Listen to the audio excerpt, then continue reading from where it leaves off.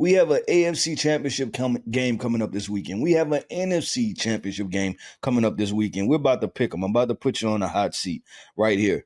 The Niners at Seahawks. That is supposed to be the Los Angeles Rams at the Seattle Seahawks. Who you That's got all in right. that Robert matchup? Saleh's on the mind. Robert Saleh's on the mind. I get it. I understand.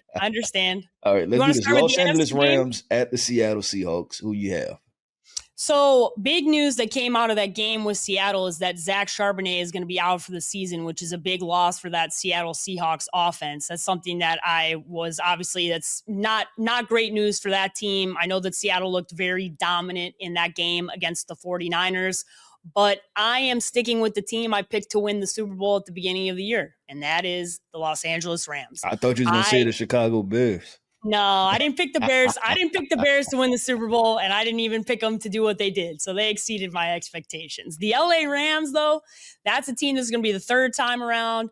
This is a team that I trust. This is a team that is well coached. This is a team that is more complete when you talk about both sides of the football. And I think they've shaken off a little bit of that will be the worst game Sean McVay calls, quite frankly. And he knows it. He said it. He talked about it. He and Ben Johnson kind of got in the mix a little bit, and it went back and forth. It was a really cold game. Seattle is cold, but it ain't Chicago. I've been on the field for both places. It's not the same. Doesn't feel quite the same. So I think when it comes down to it, this is going to be a really good game, a really good matchup. But I'm sticking with the LA Rams, and I'm choosing them to go on to the Super Bowl. Yeah, this is so tough, right? Because the Seattle Seahawks, in my opinion, they have the most well-rounded team, right?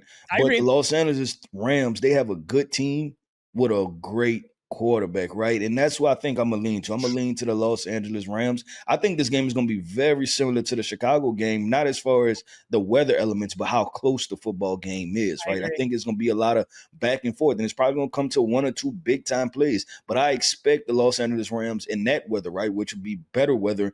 I expect the emergence of a Devontae Adams, a Tyler Higbee, right? Puka Nacua to get involved, Kyron Williams to have even a better game. I think they weathered the storm against the Chicago Bears. I think the Los Angeles Rams come out with a better offensive performance. I think this game is close. It's probably like a 25-22 type of football game. I think it's going to be really close, though.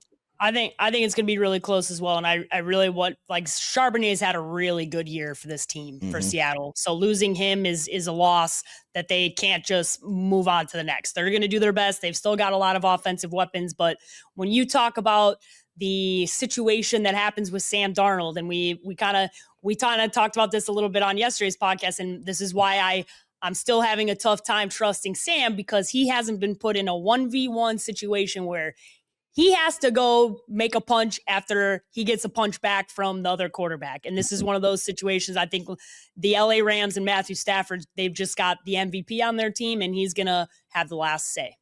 Yep. All right, let's do this. AFC Championship game.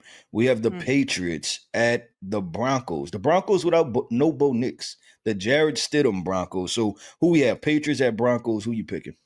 This is such a weird game. And I've texted with Mike Vrabel about this because I feel for him that he's got to go up against a Super Bowl winning, offensive minded coach who now is going into this kind of just totally loose, right? Sean can do anything he wants because he can call this game totally free. And if you know the history also of these two teams playing in Denver, Patriots fans don't like playing in Denver. They don't like playing at Mile High. There's been a lot of weird situations that have come down in those games. And this Jared Stidham thing feels very weird. It's never a great thing when you're coming into this situation and you don't have a lot of game tape to watch. You don't know what to expect offensively from that team. And that's a wild card in this game. And that environment is just as tough as any environment in football. And I think this place is going to be rocking. And I think the whole team around Stidham is going to play their best football because they know they have to. There's something that happens when a backup comes in, the rest of the team understands they have to play their best, right? It's not the Josh Allen situation where they watch him go to superstar mode. Everybody else has to rise to the occasion. So as much as I want my boy Vrabel to move on, I just got a weird feeling about the Denver Broncos. So I'm picking the Denver Broncos to move on and play the LA Rams in the Super Bowl in San Francisco. Okay, there we go. I'm gonna go with the New England Patriots, and I understand every point that you made, and that's why I'm Yeah, not confident in this pick at all. Right, I am not me confident in neither. this pick. I have no idea what's going to happen. To be honest with you, it's just like it's a wild card, and I don't like wild cards. Yeah, And when yeah, you come down, when you're looking at situations, especially unknowns.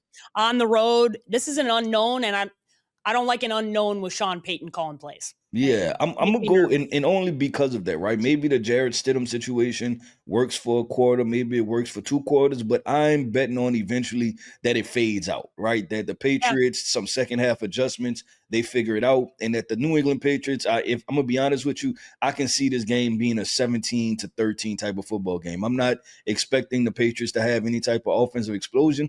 I'm expecting them to get up and just hold on, right? Just hold yeah, on until it turns triple zeros at the end of the football game. So your Super Bowl matchup, you said, is the Los Angeles Rams and the Denver Broncos, right? yep, I'm yep, going the Los Angeles Rams and the New England Patriots, which is a repeat. And we have quite a few repeat Super Bowl matchups that could come for this, right? Because if the yep. Broncos play the Seahawks, that's a repeat. If the Seahawks play the Let's play the Patriots, that's a Patriots. repeat. So Yep. we have quite a few repeats that can come from this. 100%.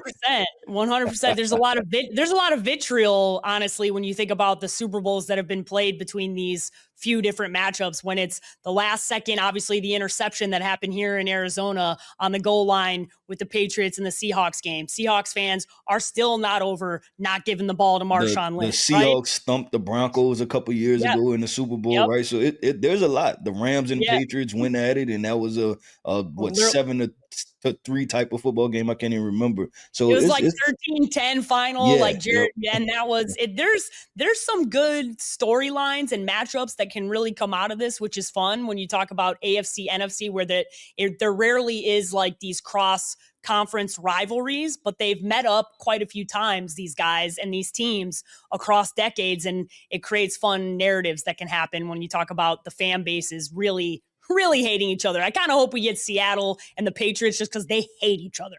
Those fan bases can't stand each other, and it would be very entertaining.